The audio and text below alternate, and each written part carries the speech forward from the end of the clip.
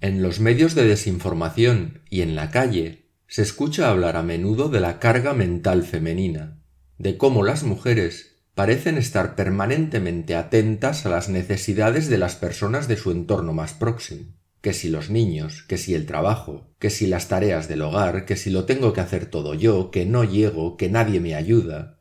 Por sus palabras, deduciríamos que las mujeres se creen que ellas asumen todo el peso del liderazgo de la familia, además de afrontar con esfuerzo titánico los trabajos más enojosos dentro y fuera del hogar familiar.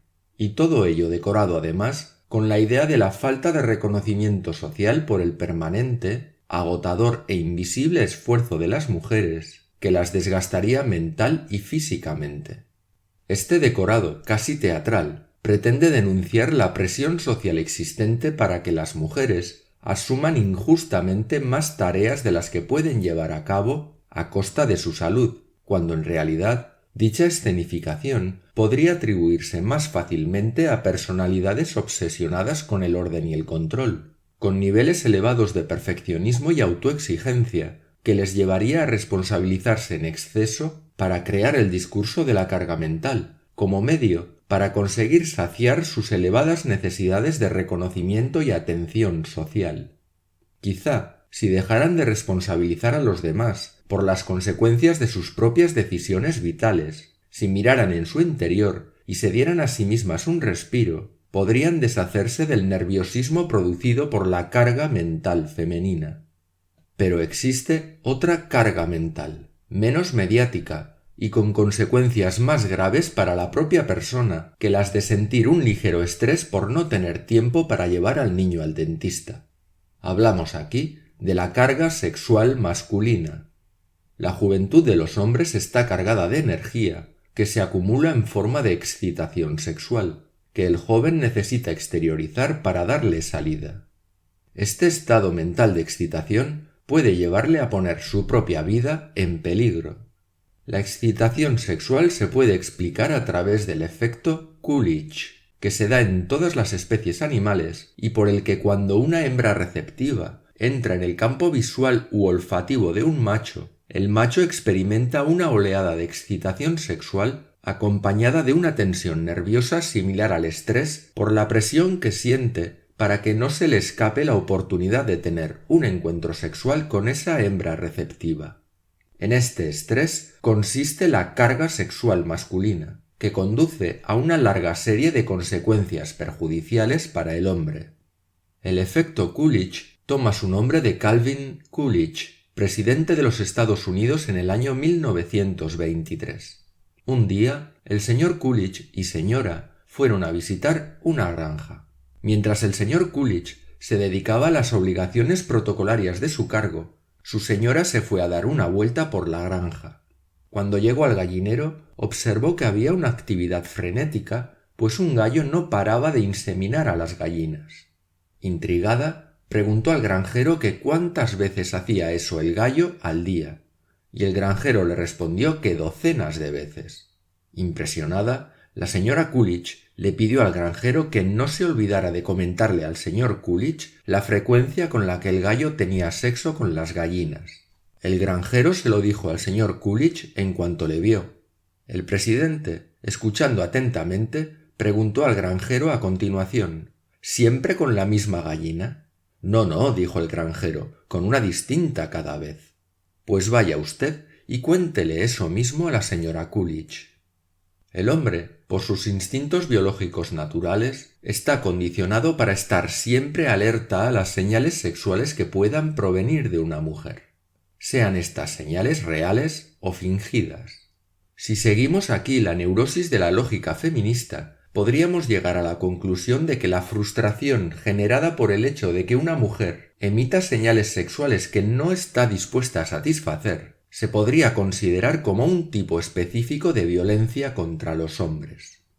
Una de las cosas que dicen los estudios científicos realizados a lo largo y ancho del mundo sobre la materia es que más del 97% de los hombres se distrae de sus ocupaciones momentáneamente por la mera aparición de una mujer atractiva en su presencia, llegando a producir en algunos diversos grados de nerviosismo y estrés, y en la mayoría diversos grados también de exclamaciones de sorpresa más o menos audibles.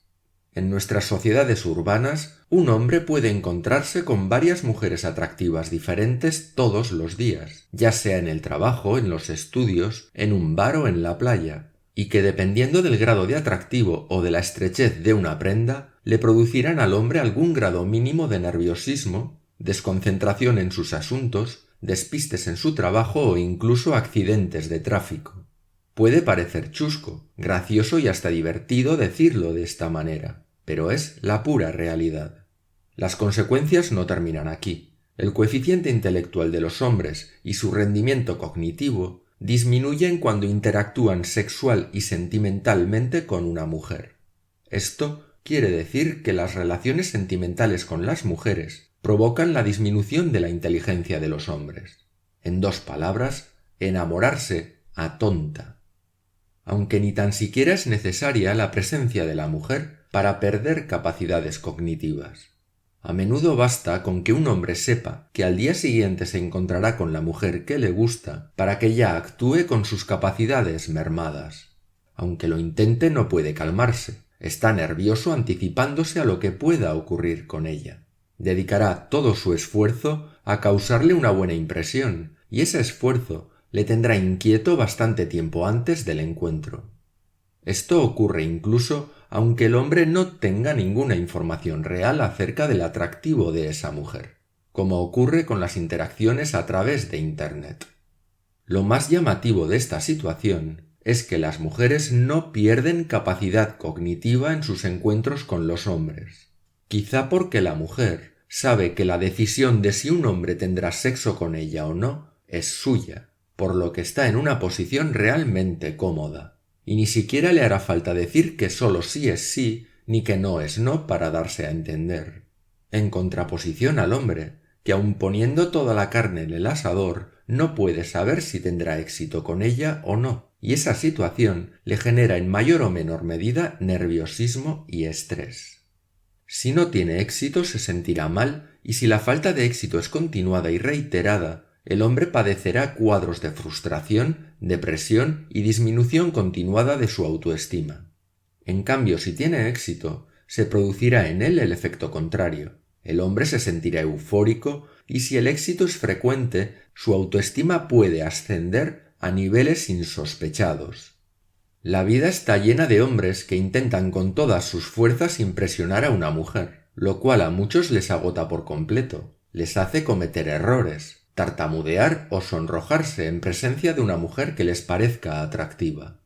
El desgaste intelectual y emocional de tratar de causar una buena impresión puede ser realmente agotador, pues toda la energía y toda la atención y los 5 sentidos del hombre están focalizados en la mujer, de tal forma que cualquier cosa que ocurra a nuestro alrededor puede llegar a escapársenos. En compañía de la mujer deseada, un hombre puede llegar a pasar al lado de un billete de 500 euros y no verlo. Dependiendo de las circunstancias, esta disminución de las capacidades sensoriales del hombre le puede poner en peligro de sufrir, por ejemplo, un accidente. Cuando una mujer atractiva entra en nuestro campo visual, se enciende el mecanismo instintivo de ponernos en alerta por si acaso tenemos opciones con ella. Esto requiere un plus de energía que se dedica por instinto a la interacción con una mujer y que se detrae de las demás facultades cognitivas, lo que hace que nuestros sentidos se vean mermados. De ahí que haya hombres que llegan a cometer errores que en condiciones normales no cometerían. Por ejemplo, hay jóvenes que mueren al volante estando acompañados por una chica. Por acelerar el coche para impresionarla o por prestarle más atención a ella, dejaron de poner la debida atención en la carretera con consecuencias fatales. Porque otra característica de la carga sexual, y puede que la más importante, se manifiesta a través de las conductas de riesgo. Tomar riesgos está grabado a fuego en la mente masculina. Una vez que los niños llegan a la adolescencia, sus tasas de mortalidad se disparan con respecto a las de las chicas. Los desafíos, las peleas, las carreras de motos o de coches, las apuestas o el consumo de drogas son mucho más frecuentes en los chicos. Esto no significa que las chicas no se pongan a sí mismas en riesgo. pero son mucho más cautas que los chicos. Esto ocurre porque el hombre que asume riesgos consigue un mayor éxito reproductivo que el hombre que no se arriesga. Llevado al extremo, muchos hombres jóvenes que viven en favelas o barrios pobres de muchas ciudades se meten en bandas de delincuentes, en maras o en cárteles de la droga. Si triunfan, conseguirán mucho dinero y mujeres. Si no, morirán jóvenes o terminarán en prisión por una buena temporada. Desde su punto de vista el riesgo es alto, pero las posibles ganancias también. De la misma forma que los ciervos compiten entre sí estrellando sus cornamentas unos contra otros, o que los pavos reales compiten por ver quién tiene la cola más grande y vistosa, para que las hembras puedan elegir al mejor macho con el que reproducirse, hay quien sostiene que en el ser humano los hombres se exhiben ante las mujeres adoptando conductas de riesgo para demostrar a las mujeres que se tienen buenas cualidades y conseguir atraerlas. De hecho, hay estudios que apoyan esta hipótesis, pues muestran que cuando hay mujeres presentes los hombres se arriesgan más. Y también hay estudios en los que se muestra que las mujeres consideran más atractivos a los hombres que llevan a cabo conductas de riesgo. Las conductas heroicas, que implican que un hombre se ponga a sí mismo en peligro para salvar a alguien, atraen a las mujeres. Pero aquí parece ser que el elemento clave es el altruismo y no la conducta de riesgo por sí misma. Un hombre que se arriesga para salvar a un desconocido se supone que también se arriesgaría por su pareja y su descendencia. Pero no todos los riesgos son iguales. No es lo mismo correr riesgos apostando en el juego o tomando drogas que correr riesgos físicos o deportivos, o más importante todavía, que correr riesgos sociales, como enfrentarse a un jefe en el trabajo o tener ideas diferentes a las del grupo. Parece ser que son los riesgos sociales los que más atraen a las mujeres, porque indican que el hombre va camino de ascender en la escala social. En definitiva, la selección sexual favorece a los hombres que compiten contra otros hombres, ya sea en valor, en capacidad de arriesgarse, en estatus o en recursos, para atraer a las hembras de tal forma que mejoran el éxito reproductivo del vencedor y perjudican al vencido. Cuando dos hombres se pelean por una mujer, el mensaje que le quieren transmitir a ella es: fíjate, yo sí que me arriesgo por ti. Y ella, por supuesto, está encantada de ver que dos hombres se pelean por ella, porque eso aumenta su vanidad y su propio valor. Esta competición entre hombres para obtener el favor de las mujeres es también parte fundamental de la carga sexual masculina. El instinto de asumir mayores riesgos físicos supone que, por ejemplo, los hombres tienen casi el triple de probabilidades que las mujeres de morir en accidentes de tráfico. En el mundo del trabajo, los hombres mueren en una proporción de 9 hombres por cada mujer, puesto que muchos aceptan trabajos peligrosos y de riesgo, que las mujeres no se plantean en ningún caso. Como resultado de esta mayor tendencia a asumir riesgos, los hombres jóvenes, por ejemplo, ocupan el nivel más alto dentro de la escala de mortalidad por razones distintas a la salud en todos los países de Occidente. Darwin, en su teoría de la evolución, nos explica que en la naturaleza sobreviven los más aptos porque han mejorado sus capacidades más que los demás para precisamente eso, sobrevivir. Entonces, ¿por qué los hombres adoptarían el riesgo como medio de selección natural si pone sus vidas en peligro? ¿O por qué algunas especies muestran características que son aparentemente inservibles, como la cola del pavo real, o características que les pueden suponer incluso un obstáculo para la supervivencia? La razón se encuentra en el principio del hándicap. El pavo real adopta una cola tan vistosa porque, aunque le suponga un hándicap, un estorbo en otras situaciones, le proporciona ventajas en el momento de la selección sexual. La cola del pavo real se puede considerar una extravagancia o un derroche de recursos dentro de la naturaleza, pero el mensaje que el pavo real envía a las hembras de su especie es que es tan fuerte que se puede permitir lucir una cola semejante y sobrevivir, por lo que es un buen partido para inseminar genes sanos y fuertes. El principio del hándicap también existe en los seres humanos. Cuando un hombre se pasea en un coche de alta gama último modelo, Está enviando el mensaje a las mujeres de que tiene tanto dinero que se puede permitir derrocharlo en un coche como ese o en cualquier otra clase de artículos de lujo. Es decir, que es un proveedor de primera. Otra cosa es que esa ostentación también pueda ser una forma de engañar a las mujeres, porque hay hombres que, conociendo la atracción que sienten las mujeres por los artículos caros y de lujo, se dejan medio sueldo en comprarse coches deslumbrantes para aparentar que tienen lo que no tienen, poniendo así en peligro cosas más importantes como la alimentación o la salud con tal de atraer mujeres.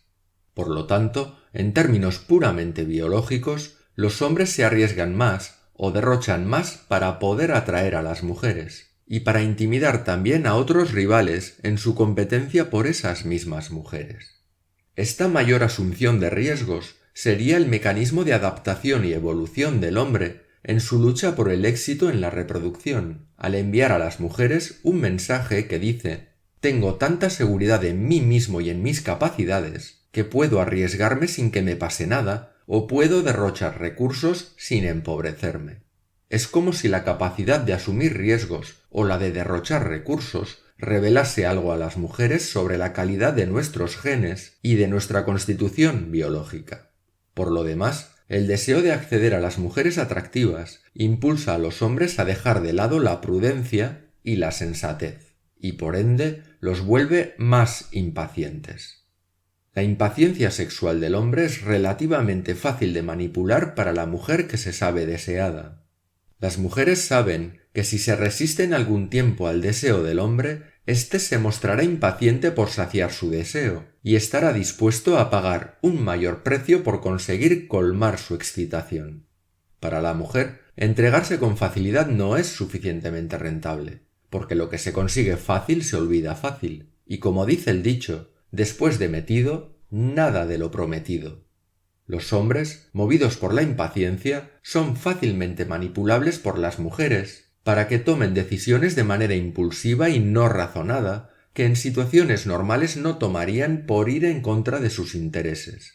Incluso, dependiendo del nivel de impaciencia del hombre, las mujeres pueden llegar a obtener más por menos. Es decir, las mujeres saben instintivamente que la promesa de sexo altera las capacidades cognitivas de los hombres. Y si pueden, se aprovecharán. De esta situación se puede deducir una pregunta muy interesante y muy políticamente incorrecta. ¿Se podría considerar abuso sexual el hecho de que las mujeres se aprovechen del deseo impaciente de los hombres? En todo caso, la impaciencia en forma de excitación sexual puede llegar a transformar nuestra personalidad y nuestra conducta hasta niveles que pueden rayar la pérdida de control de uno mismo. Si se pregunta a cualquier hombre, en un ambiente distendido y relajado, si mantendría relaciones sexuales sin protección, la mayoría responderá que no quiere contraer enfermedades venéreas ni arriesgarse a que la mujer quede embarazada. Y además dirá que es capaz de frenar y controlar sus impulsos cuando se encuentra en estado de excitación. Pero la realidad es que la mayoría de los hombres suele infravalorar y subestimar la intensidad con la que la excitación sexual se impone a su cerebro racional, porque cuando nos excitamos sexualmente, la razón se echa a un lado y el cerebro reptiliano pasa a tomar el control. Nos creemos que sabemos cómo nos comportaremos en estado de excitación y que lo podremos controlar. Pero la realidad es que estando excitados es muy probable que prescindamos de toda cautela, y muchos se arriesgarán a contraer enfermedades de transmisión sexual o a propiciar embarazos no deseados con tal de llegar hasta el final. Cuando la pasión sexual nos atrapa, la excitación puede difuminar la frontera entre lo sensato y lo insensato. La excitación sexual es algo humano, personal y completamente normal. Aún así, todos nos quedamos cortos a la hora de predecir hasta qué punto la excitación sexual niega nuestro yo racional y la manera en que las emociones pueden tomar el control de nuestra conducta. Por eso debemos explorar las dos caras de nosotros mismos, la racional y la emocional, como si fuéramos al mismo tiempo el Dr. Jekyll y Mr. Hyde, para poder llegar a conocernos mejor y saber identificar cómo nos beneficia o cómo nos perjudica cualquiera de las dos facetas de nuestra mente. porque aunque como humanos seamos seres racionales, nuestra mente no es solo lógica o racional. Nuestra mente también es emocional e instintiva. La mente humana funciona según varios principios. El primero de ellos es el principio de realidad. Nuestra mente trata de comprender cómo funciona la realidad del mundo. A través de lo que capta con los 5 sentidos, obtiene la información que le permite conocer la realidad del mundo. Entonces, lo real es la verdad, y lo que no es real no existe. A continuación, tenemos el principio de causalidad. Analizamos la realidad estableciendo relaciones de causa-efecto. Una causa produce un efecto, y cada efecto a su vez es causa de otros efectos. Y así, vamos interpretando el mundo y creando las leyes que explican su funcionamiento. Es decir, de las relaciones causa-efecto surgen las leyes naturales como la física, la química, la termodinámica, etc. Otro principio es el libre albedrío. Una vez que tenemos esas relaciones de causa-efecto que nos permiten conocer la realidad del mundo, como somos seres libres, con criterio propio, tenemos la capacidad de tomar nuestras propias decisiones con total libertad en ese contexto real que es el mundo. La libertad de elección se toma siguiendo el cuarto principio básico que es la racionalidad. Somos seres racionales, seres que piensan, y por tanto, comprendemos cómo funcionan las leyes que rigen la realidad. Desde nuestro libre albedrío, tomamos racionalmente las decisiones que más nos pueden beneficiar. Si por un camino consigo 100 y por el otro 5, haré mucho mejor yendo por el camino de 100 que por el de 5. Esto es lo racional. Hacer lo contrario sería irracional o incluso una estupidez, porque no tendría sentido. Y estos son los 4 principios básicos del funcionamiento de nuestra mente que nos permiten adaptarnos racionalmente al mundo. Pero esta es solo una de las 2 caras de la mente, porque estos principios no son los únicos con los que nos aproximamos a la realidad del mundo, ni tampoco son los que más influyen en nuestro comportamiento. En la segunda cara, al mismo nivel que el principio de realidad, tenemos el principio de supervivencia. Nuestra mente no ha evolucionado para acceder a la realidad, sino que nuestra mente es un instrumento de supervivencia. A nuestra mente no le importa si la realidad es esta o la otra. Lo que le importa es sobrevivir, seguir produciendo el siguiente latido del corazón, la siguiente respiración y seguir transmitiendo los genes. Ante el reto de la supervivencia, nos encontramos con el principio de sincronicidad, opuesto al de causalidad.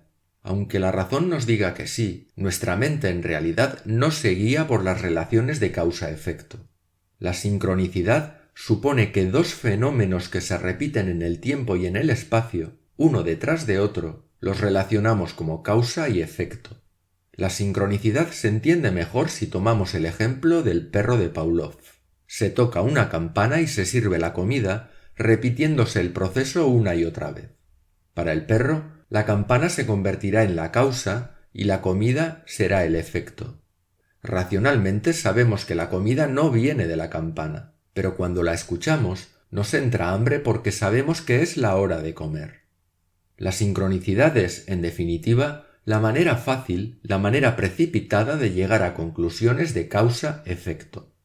La mente racional, para llegar a las auténticas relaciones de causa-efecto, necesita esfuerzo, tiempo e investigación, y el cerebro no siempre se puede permitir dedicar recursos a encontrar la razón última de un fenómeno. Para sobrevivir, le basta y le sobra con la explicación más inmediata de la sincronicidad. A continuación nos encontramos con el principio del condicionamiento.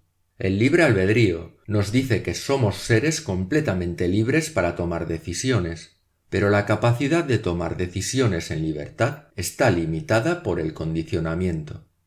El condicionamiento hace que el perro de Pavlov salive en cuanto oye la campana, porque en su mente la campana y la comida tienen una relación de causa-efecto. El perro no entiende que su comportamiento ha sido manipulado, es decir, condicionado por la voluntad de un científico, el profesor Pavlov. El profesor Pavlov introdujo en la mente del perro un condicionamiento, una conexión neuronal que le predispone a salivar en cuanto escucha la campana. Siendo sinceros, el libre albedrío, la capacidad de decidir con entera libertad, no es un comportamiento habitual en la vida de las personas. Una gran parte de nuestras decisiones presentes y futuras tienen que ver con los condicionamientos adquiridos en el pasado en nuestro entorno personal, familiar, social, mediático, etc. Y esos condicionamientos se graban en la mente en forma de conexiones neurológicas, influyendo sin darnos cuenta en las decisiones que creemos tomar libremente. Hay condicionamientos que requieren de una gran estimulación. Por ejemplo, para aprender a tocar el piano se necesita mucho tiempo, mientras que hay otros condicionamientos que se producen en un instante. Por ejemplo, la fobia a las arañas o a los perros. Los condicionamientos pueden ser naturales, fortuitos, por costumbre y, por supuesto también, pueden ser inducidos. El marketing, la publicidad y la propaganda lo saben perfectamente, porque todo su trabajo se basa en producir condicionamientos. Para la mente racional, las relaciones causa-efecto, creadas por el condicionamiento, no forman parte del mundo real. Pero para nuestra mente condicionada, lo que está grabado en la mente está en el mundo. Y si los condicionamientos, por muy irreales que sean, son útiles, los consideraremos válidos porque sirven para sobrevivir. Por último, la racionalidad no está tan presente en nuestras decisiones como solemos pensar. El ser humano es racional, pero no completamente. Y aunque fuéramos totalmente racionales, la realidad es tan compleja que es imposible tomar decisiones enteramente racionales todo el tiempo. En realidad, tomamos las decisiones desde una relación de equilibrio entre lo que nos cuesta llevar a cabo una decisión y el beneficio que obtendremos por tomarla. En el ejemplo de ir por el camino de obtener 100, en lugar de por el camino de obtener 5, que sería lo más racional en términos de beneficio, igual el coste en tiempo y esfuerzo de obtener 100 es tan alto que prefiero conformarme con tomar el camino de 5 y pasar a otra cosa. Además, el 99% de nuestras decisiones las tomamos sobre la marcha y ni nos enteramos de que las tomamos. Esto, los psicólogos, sociólogos, políticos y expertos en marketing lo saben muy bien. La mayoría de nuestras decisiones son rápidas, porque las tomamos ayudados por los condicionamientos instalados a nivel inconsciente en nuestra mente, y responden a una relación equilibrada entre el gasto de energía necesario y la importancia del beneficio. Solamente en situaciones muy determinadas activamos la parte más racional del cerebro, pero la racionalidad es más costosa y lenta que la emoción o los instintos, por lo que la utilizamos menos. Los hombres tenemos tendencia a creer que la mente racional es más importante de lo que realmente es a la hora de tomar decisiones, mientras que las mujeres suelen dejarse influir preferentemente por la mente emocional. Podríamos decir que la mente racional es una mente individual y a largo plazo, que se desarrolla en función de lo que cada individuo sea capaz de aprender por sí mismo, mientras que la mente emocional sería una mente más social y más a corto plazo, porque las decisiones que toma un individuo están más condicionadas por el entorno social de lo que la mente racional cree. Y aquí es donde nos encontramos con el gran problema. Aunque la mente emocional es la que más tiempo está funcionando y condiciona gran parte de nuestra conducta y nuestras decisiones, la mente racional se cree más importante y además se cree infalible. Y es esta situación la que permite la existencia de un fenómeno muy interesante: la manipulación. Si tú sabes que el cerebro funciona más como la mente de la derecha de la imagen, aumenta tu capacidad para manipular a los que creen que la parte izquierda es más potente. La carga sexual masculina pertenece a la mente emocional de la derecha, por lo que en determinadas circunstancias la mente racional se encuentra indefensa ante la emocional. Cuando una mujer quiere conseguir algo de su pareja y sabe que si se lo pide en un entorno neutro el hombre va a decir que no, se esperará a tenerlo excitado en la cama para proponérselo. Las mujeres en general se guían algo más que los hombres por el sentimiento de la mente derecha, y los hombres algo más que las mujeres por la racionalidad y la lógica de la mente de la izquierda. por lo que son más fácilmente manipulables en cuanto caen en el juego emocional y manipulador de las mujeres, donde la lógica y la razón carecen de importancia. Curiosamente, las personas con más nivel de formación, con un modelo de la mente más racional, son las personas las que más fácilmente se manipula, porque la mente más racional se cree, se autopercibe como no manipulable. La paradoja del que se cree no manipulable es que es altamente manipulable, porque no es consciente de su debilidad. ¿Por qué si no, tantísimos millonarios y famosos se dejan arrebatar cantidades enormes de dinero y propiedades en los procesos de divorcio? ¿Por qué cometen con sus mujeres los errores financieros que en sus empresas no cometen? Porque estos hombres no conciben que haya elementos en su vida que escapen a la racionalidad, y se confían porque creen tenerlo todo bajo control. Además, el hombre que vive en la racionalidad total, sin fisuras, cree en la idea de que el mundo es justo, que cualquier cosa que te pase es tu responsabilidad, que si todo lo haces bien nada puede salirte mal, y que si no consigues algo es porque no te esfuerzas lo suficiente, o tienes miedo o no tienes los conocimientos adecuados. El hombre racional, que piensa que el mundo es justo, cree que cada uno de nosotros sin distinción puede conseguir lo que sea si se empeña y le pone ganas. Y cree también que en el mundo justo cada uno tiene lo que se merece, que cada uno es responsable de todo lo que le pase, sea bueno o malo. La idea del mundo justo es, de hecho, muy tranquilizadora, porque uno cree tener el control total de su vida. Cree que cualquier situación es predecible y controlable, y eso da sensación de seguridad. Y esa sensación de seguridad le hace creer que no es manipulable. Por eso, cuando un millonario se encuentra de golpe con que su mujer manipula sus emociones y sus instintos, descubre que está indefenso y que no tiene recursos emocionales para escapar. Y la única salida que se le ocurre es: toma el dinero y déjame en paz.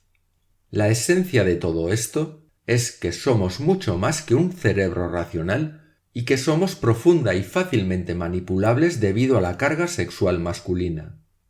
Pero si eres consciente de que eres manipulable, entonces eres menos manipulable.